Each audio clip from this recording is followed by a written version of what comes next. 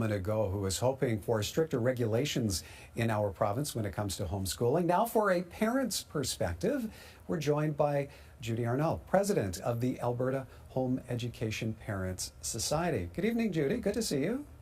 Good evening. Good to see you too. Okay, first off, what's your reaction to hearing Barry's story? Well, I think it's if you go to websites of major universities, pretty well the requirements for entering first year are up there, and it pretty well across the board, the minimum requirement is 4 core subjects and an option. So I think I understand her predicament, but I think there's a balance between parent rights in home education and children, when they get to the high school years, looking ahead, seeing what they want to do and getting their ducks in a row, like pursuing those courses they know the websites say they have to get in. I had a child who graduated with an Alberta diploma and then changed course and wanted to get into a different program and had to retake 5 courses. But between 18 and 21, children still do get a funded education, especially when the new Education Act gets passed, so they can pick up those courses during that time.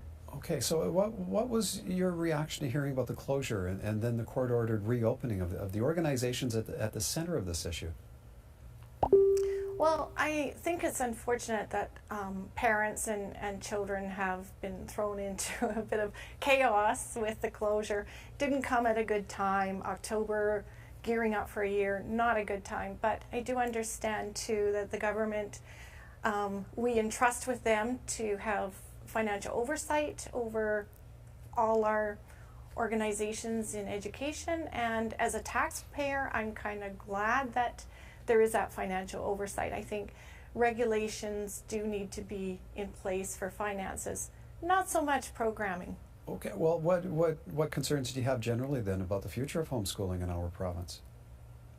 My concerns is I want to see it grow. I think I would hope that any parent who wants to homeschool would be able to do it with adequate funding.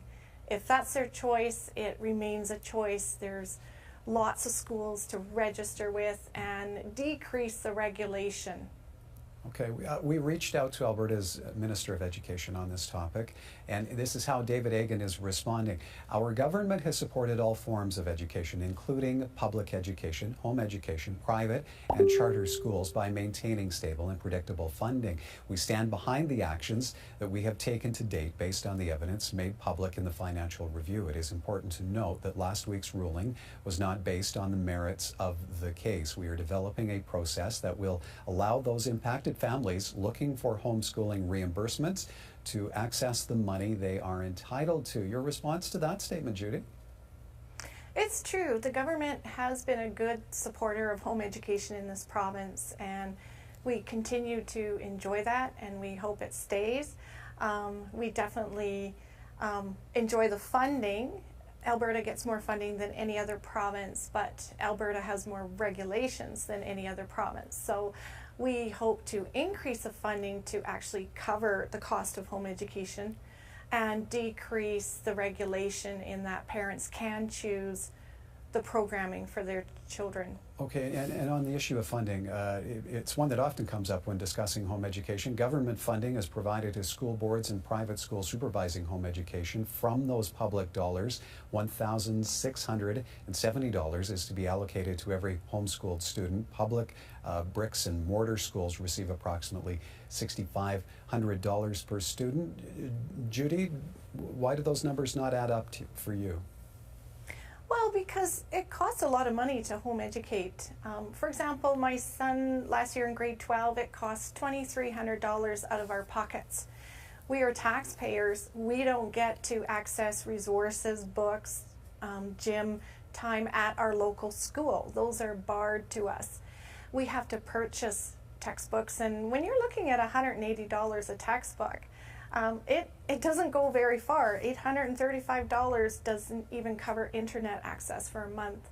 So What that means is only families who can afford to home educate get to, and that's not fair to families who want to home educate and want the best for their child. Okay, some say stricter regulation of home education programs is needed, perhaps more home visits from facilitators in addition to more standardized testing.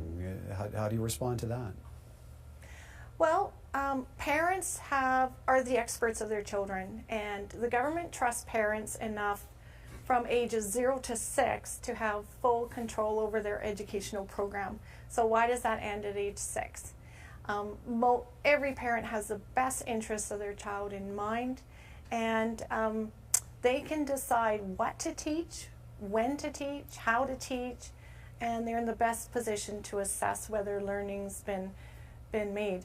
The checks and balance of that is that when children reach age 19 or 18 and they want to go to post-secondary, they have to write the same diploma exams that every other child does. So there is that standard. It's just that from age 6 to 18, there's a lot of leeway in what parents can teach.